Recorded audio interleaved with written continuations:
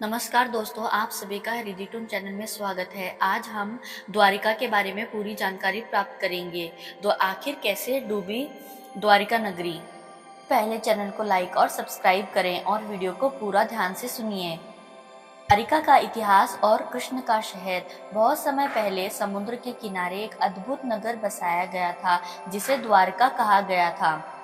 यह नगर भगवान श्री कृष्ण की राजधानी थी। श्री कृष्ण ने इसे बसाया था जब उन्होंने मथुरा छोड़ दी थी। द्वारका अद्भुत थी, सुनहरी सड़कों, भव्य महलों और समुद्र की लहरों से घिरे हुए इस नगर का वर्णन पुराणों और महाभारत में मिलता है। द्वारका की भव्यता का वर्णन करते हुए कहा जाता है कि यह एक ऐसा नगर था जिसे स्वयं भगवान ने अपने भक्तों के लिए बनाया था। वहाँ सब कुछ था, धन, वैभव, शांति और समृद्धि। लेकिन समय के साथ जैसा कि हर चीज का अंत होता है, द्वारका का भी अंत हुआ। क्यों डूबी द्वारका, आइए जानते हैं इसके बारे में। कहते हैं द्वारका का डूबना केवल एक प्राकृतिक आपदा नहीं था, यह एक ईश्वरीय लीला थी। द्वारका के डूबने की कहानी में कई रहस्यमय और आध्यात्मिक कारण जुड़े हैं। नंबर 1, कृष्ण का पृथ्वी छोड़ने का समय। श्री कृष्ण ने जब अपनी लीलाएं समाप्त की और पृथ्वी से अपने लोक लौटने का निर्णय लिया तो द्वारका का अस्तित्व भी समाप्त हो गया। श्री कृष्ण ने अपने जीवन के अंतिम चरण में यह भविष्यवाणी की थी कि उनके जाने के बाद द्वारिका समुद्र में समा जाएगी। नंबर 2, यदुवंश का अंत। महाभारत के युद्ध के बाद यदुवंशियों के भीतर मतभेद और अशांति बढ़ने लगी। आपसी लड़ाई झगड़ों ने इस वंश को विनाश के कगार पर ला दिया। प्रभास क्षेत्र में एक श्राप के कारण यदुवंशियों का सर्वनाश हुआ। जब यदुवंश खत्म हो गया तो द्वारका का उद्देश्य भी समाप्त हो गया। नंबर 3, प्राकृतिक कारण। पुराणों में यह भी उल्लेख है कि समुद्र का जलस्तर धीरे धीरे बढ़ने लगा और एक दिन द्वारका को अपने अंदर समा लिया। द्वारका का विनाश, घटनाएं और संकेत। द्वारका के डूबने की प्रक्रिया अचानक नहीं हुई, यह धीरे धीरे हुई और इसके कई संकेत पहले ही मिल गए थे। नंबर 1, श्री कृष्ण की चेतावनी। जब श्री कृष्ण ने पृथ्वी छोड़ने का निर्णय लिया तब उन्होंने अपने प्रिय भक्तों और द्वारका के निवासियों को यह कहा था कि अब यह नगर अधिक समय तक सुरक्षित नहीं रहेगा। उन्होंने सभी को समुद्र तट पर छोड़कर अन्य स्थानों पर जाने का आदेश दिया। नंबर 2, समुद्र का उथल पुथल। कहते हैं द्वारका के चारों ओर समुद्र अचानक अशांत हो गया। लहरें पहले की तुलना में अधिक ऊंची और शक्तिशाली हो गई। यह इस बात का संकेत था कि कुछ बड़ा होने वाला है। नंबर 3, भक्तों का विस्थापन। कृष्ण के आदेश पर अधिकांश भक्त द्वारका को छोड़कर सुरक्षित स्थानों पर चले गए। नंबर 4, श्री कृष्ण का निर्वाण।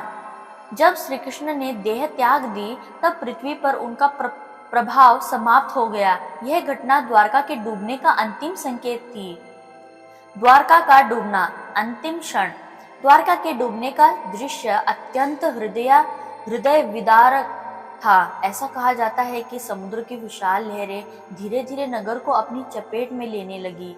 मंदिर, महल और सड़कों को पानी ने अपने अंदर समेट लिया। उस दिन द्वारिका का आकाश घने बादलों से भर गया था। तेज हवाएं चल रही थी और समुद्र की गर्जना हर किसी को भयभीत कर रही थी। धीरे धीरे समुद्र का जल स्तर इतना बढ़ा कि द्वारका का हर हिस्सा पानी में समा गया।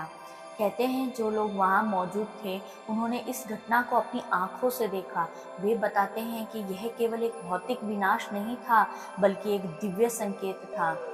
वैज्ञानिक और पुरातात्विक दृष्टिकोण। आज के समय में द्वारका के अस्तित्व को लेकर कई पुरातात्विक प्रमाण मिले हैं। समुद्र के नीचे खोज करने वाले वैज्ञानिकों ने गुजरात के पास द्वारका के अवशेषों को पाया। नंबर 1, समुद्री खोज। आधुनिक तकनीक का उपयोग करके वैज्ञानिकों ने समुद्र की गहराई में द्वारका के महलों, सड़कों और मंदिरों के अवशेष खोजे हैं। नंबर 2, भौगोलिक बदलाव। वैज्ञानिक अध्ययन के अनुसार द्वारका का डूबना समुद्र के जल स्तर में अचानक वृद्धि के कारण हुआ हो सकता है। नंबर 3, ऐतिहासिक सत्य। महाभारत और अन्य ग्रंथों में वर्णित द्वारका का विवरण उन अवशेषों से मेल खाता है जो समुद्र में पाए गए हैं। आध्यात्मिक दृष्टिकोण से देखते हैं। द्वारका के डूबने को केवल एक प्राकृतिक घटना मानना गलत होगा। यह एक आध्यात्मिक घटना थी जो यह दिखाती है कि हर चीज, चाहे वह कितनी भी भव्य क्यों न हो, समय के साथ समाप्त हो जाती है। श्री कृष्ण ने द्वारका को बसाया, लेकिन उन्होंने यह भी दिखाया कि संसार की हर वस्तु नश्वर है। द्वारका का डूबना केवल एक नगर का अंत नहीं था, यह एक युग का अंत था। यह घटना हमें यह सिखाती है कि संसार में हर चीज अस्थायी है। आज भी द्वारका की कहानी हमें जीवन को प्रेरणा देती है। यह हमें सिखाती है कि जीवन में आने वाले उतार चढ़ाव को कैसे स्वीकार करना चाहिए और हर स्थिति में संतुलन बनाए रखना चाहिए। द्वारका का डूबना एक रहस्य भी है और एक संदेश भी।